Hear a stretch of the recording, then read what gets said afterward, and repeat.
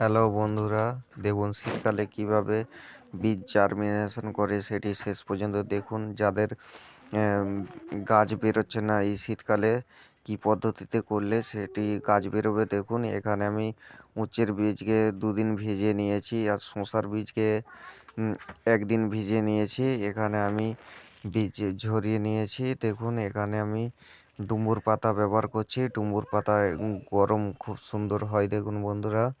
এখানে আমি কাঁচের গ্লাস ব্যবহার করেছি।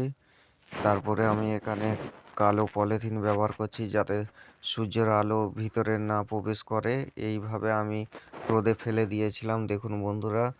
এখানে 1 দিন পরই শসার বীজ কত সুন্দর বেরিয়েছে দেখুন, একটিও বীজ মিস হয়নি। দেখুন এইভাবে আপনারাও করলে আপনাদেরও বীজ সমস্ত কলা হবে।